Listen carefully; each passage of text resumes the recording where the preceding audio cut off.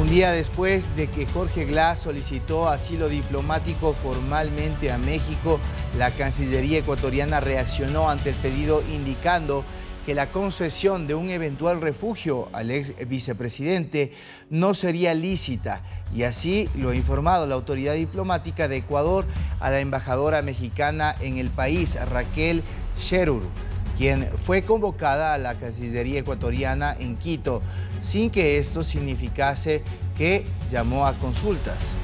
Ecuador pide a México que analice detenidamente el pedido de la defensa de Glass, quien ya estuvo casi 5 años en prisión por el caso Sobornos, y con base a lo que establece la Convención de Asilo Diplomático de 1954 que ha firmado ambos países. Para Ecuador no sería lícita una eventual concesión de asilo diplomático por parte de México, en virtud de lo que dispone el artículo 3 de la Convención, señala el comunicado de Cancillería durante este día 22 de diciembre.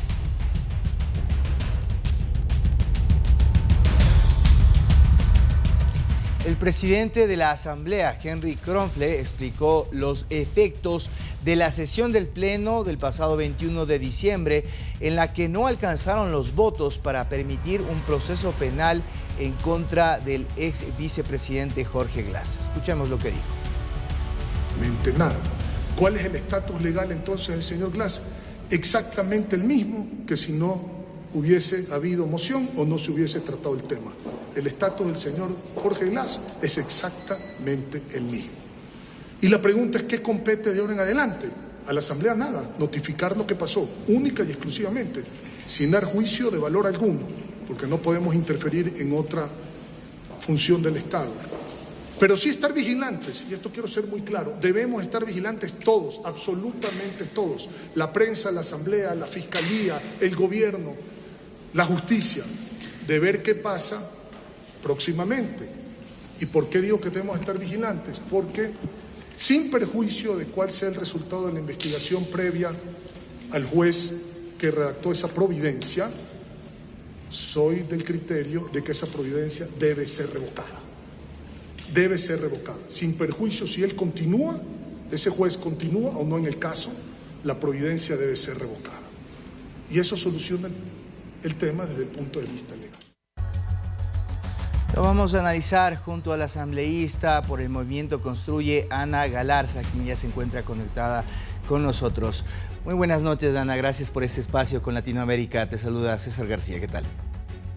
Muy buenas noches, César. Un saludo cariñoso para todas las personas que nos acompañan a través de T-News. Bien, ¿qué criterio te merece lo que ha dicho el presidente en este directo, en donde establece en buen romance que prácticamente lo que pasó ayer no fue nada y que Glass sigue en las mismas circunstancias que antes de que se sometiera a esta votación? Lo único que consiguió la Asamblea Nacional tratando esta sesión del Pleno fue quedar mal, quedar pésimo. Eso fue lo único que consiguió, porque esa votación no tenía ninguna validez jurídica, es más, ni siquiera tenía que votarse algo así. La Asamblea Nacional lo único que tenía que hacer era devolverle ese pedido al juez de la Corte Nacional, porque una Asamblea Nacional solamente levanta una inmunidad a un presidente o vicepresidente en funciones. El ciudadano Jorge Glass no es el vicepresidente de la República. Quien se encuentra en funciones en ese espacio del Estado es la señora Verónica Abad. Entonces, al no ser vicepresidente de la República, la Asamblea Nacional no tiene que levantarle ninguna inmunidad. Lo que tenía que hacer la Asamblea era resolver, devolver el pedido al juez de la Corte Nacional de Justicia, cosa que no hizo, y esto no hizo la Asamblea Nacional, y esto aupado con ADN y el Partido Social Cristiano. Eso fue un tongo que se vio el día de ayer. Lo único que se evidenció fue ese tongo. Yo creo que los únicos que salieron perdiendo fueron el oficialismo y el Partido Social Cristiano, que decían que estaban a favor de que Jorge Glass responda a la justicia, pero armaron toda esa situación para que no existan los votos para levantarle la inmunidad, que además era ilegal, y ni siquiera eso se debía votar, era ilegal. Incluso votar a favor de que se le levante la inmunidad era una ilegalidad, porque no puedes levantar una figura que no existe, no puedes levantar una inmunidad a un ciudadano que no tiene inmunidad. Esto podía generar incluso una nulidad en los otros casos en los cuales se le vinculó a la justicia a Jorge Glass sin levantarle la inmunidad. Las otras dos situaciones, que fue el caso Singue y el caso Odebrecht, la Asamblea Nacional resolvió devolver el pedido a la Corte Nacional aduciendo que no tiene ninguna competencia para levantar ninguna inmunidad. En el hipotético caso que todos votaban sí, que había los votos para levantar la inmunidad, eso ya era una nulidad que podía argumentar el abogado de Jorge Glass para que los otros casos igual se caigan abajo. Así que lo único que consiguió la Asamblea Nacional fue quedar mal con no dar paso a que Jorge Glass dé la cara a la justicia, pero la Fiscalía General del Estado dijo, no importa lo que resuelva o no resuelva la Asamblea Nacional, no se puede detener que la justicia permita que se vincule a Jorge Glass en el caso de la reconstrucción de Manabí y Esmeraldas, donde Jorge Glass se robó la plata a la provincia de Manabí en un momento tan crítico que vivió esta tierra después de ese terremoto. Ahora, ¿cuál es la interpretación entonces? Si esto está bastante claro, no había para qué abocar conocimiento, peor aún votar. ¿Cuál es la intención entonces que tiene el oficialismo junto al correísmo al haber procedido de esa forma según su criterio? En días anteriores se votó la ley económica urgente y yo le denomino la ley económica urgente un caramelo de cianuro, porque como tiene cosas buenas, también tiene cosas muy peligrosas. Cosas buenas enfocadas en la generación de empleo correcto, sí, pero también cosas peligrosas como, por ejemplo, en una transitoria nos habla de que este gobierno no va a pagar los bonos soberanos. El mayor tenedor de bonos soberanos es el IES. Entonces, lo que quiere decir es que el Estado va a dejar de pagarle al IES la plata que le ha pedido prestada. Ya no le va a pagar. Este gobierno no le va a pagar. Pero la ley también permite que el Estado siga cogiéndose plata del IES. Y eso pone en riesgo al Fondo de Pensiones Jubilares, entre otros temas más del Instituto Ecuatoriano de Seguridad Social. Por lo tanto, era imposible votar a favor de esta ley, tal como se encontraba. Si no se votaba a favor, lo que correspondía en derecho parlamentario es que se devuelva a la comisión permanente especializada que estaba tratando la ley económica urgente y que durante hasta 8 días se pueda incluir nuevas observaciones y modificaciones, cosa que no se dio. Y no se dio porque el correísmo votó a favor de una ley a la que por días le denominaron la ley evasora.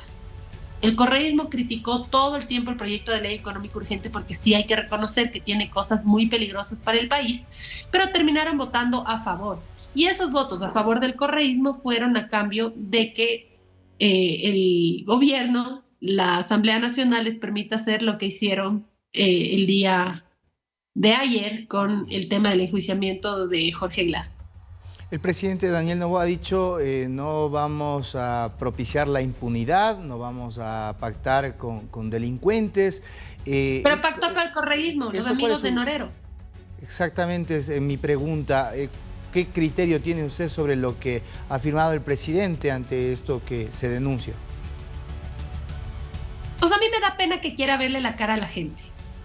Porque por un lado dice que él tiene el plan Fénix, que no pacta con las mafias, hizo mayoría en la Asamblea Nacional con las mafias políticas. Uno de sus amigos cercanos de cuando él fue legislador es Ronnie Aliaga, un Latin King. En los chats con Norero sale como alias del ruso. Es una de las personas cercanas al presidente Daniel Noboa. Y ahora se entiende por qué cuando uno le decía presidente, la patria o la mafia, y después terminó haciendo mayoría con la mafia. Ahora son estas situaciones en las que se ve involucrado. Tiene que aupar esos actos de impunidad. Y nos habla de que queremos un país más seguro. Claro que queremos un país más seguro, pero para tener una patria segura necesitas justicia. Y para que exista justicia necesitas luchar en contra de la impunidad. Pero lo que hace en la Asamblea Nacional es opuesto a lo que dice el presidente con sus palabras. Así que es lamentable decirlo, pero no debió haber pactado el presidente Daniel Noboa con las mafias políticas, porque esas mafias políticas han sido financiadas por sectores delictivos del narcotráfico. Y una vez que pactan con las mafias, no pueden salirse de esos pactos. Así que, lastimosamente, este presidente tendrá que estar al servicio de las mafias narcopolíticas. Y no porque lo diga yo, ahí están los chats de Norero, donde hablan de alias del ruso, que es Ronnie Aliaga, Latin King, que fue asambleísta de la Revolución Ciudadana y que según los chats era el operador dentro de la Asamblea Nacional a favor del narcotráfico. Es por poner un ejemplo, porque la lista es larga.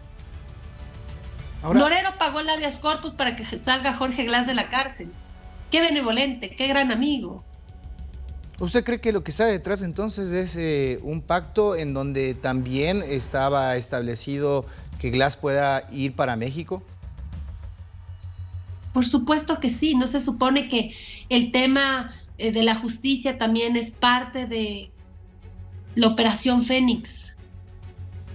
Si ya se sabía que la fiscal iba a solicitar la localización del ingeniero Jorge Glass, porque eso se solicita a la Policía Nacional y la Policía Nacional está a órdenes directas del Ejecutivo, que es del presidente, ¿cómo es posible que le permitieron al ingeniero Jorge Glass meterse en la Embajada de México?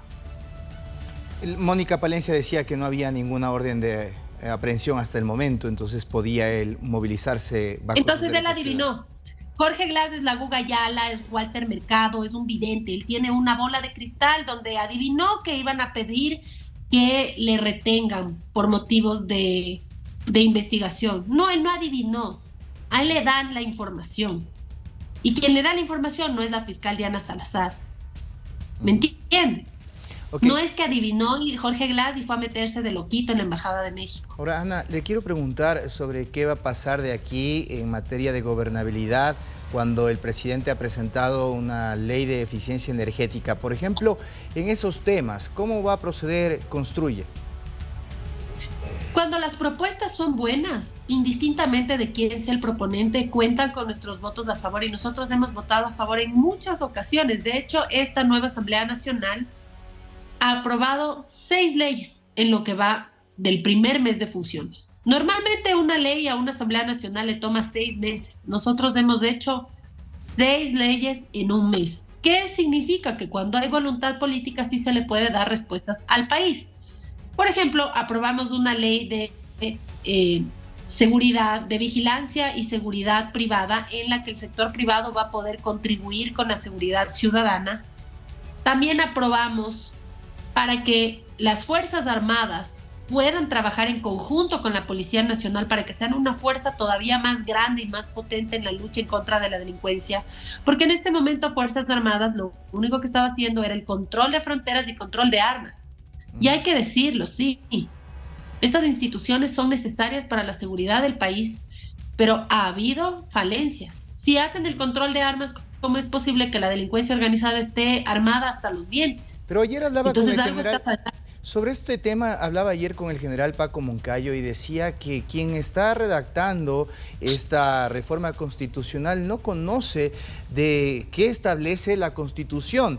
No se pueden hacer reformas en donde se establezcan plazos, en donde se diga hasta 60 días. Hay competencias que ya estaban establecidas en las Fuerzas Armadas y que no necesitan que, por ejemplo, la policía, argumentaba el general, tenga que pedir la ayuda de las Fuerzas Armadas.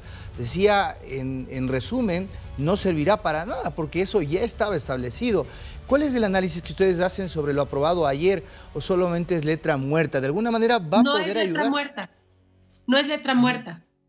Y nosotros hacemos las leyes, pero son las instituciones de los ciudadanos y los ciudadanos los que las aplican.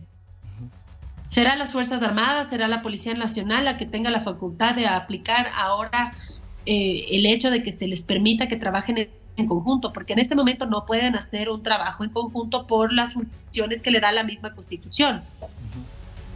Mire, esto es así de simple. La Asamblea Nacional puede aprobar 1.000.000 de leyes, las leyes más maravillosas, las leyes más perfectas. Pero si tenemos jueces que liberan delincuentes, si tenemos fiscales que no formulan cargos, si tenemos policías que están permitiendo que se hagan mantenimientos de patrulleros pagados por narcotraficantes, ¿de qué sirve la ley? Ahí sí es letra muerta.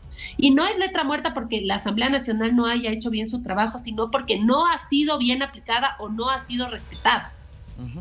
Ok, Ana, le quiero agradecer mucho, que tenga una excelente Navidad, un buen fin de año. Gracias por este espacio y por darnos su postura al respecto de lo que está pasando en este momento en la Asamblea Nacional. Buenas noches. Muchísimas gracias a ustedes por la invitación. Mi deseo a que usted y su familia tengan unas bonitas fiestas, un maravilloso año nuevo. Lo mismo al equipo de trabajo de D-News, a todas las personas que nos están acompañando en este noticiero. También mis mejores deseos, que sea el próximo año sea un año excelente, que sea un año mejor. Esos son mis deseos. Y también sabiduría para todas las autoridades, para que podamos tomar las mejores decisiones para poder tener ese país que tanto anhelamos, que tanto soñamos y que además lo merecemos. Que tengan una linda noche. Que así sea. Gracias.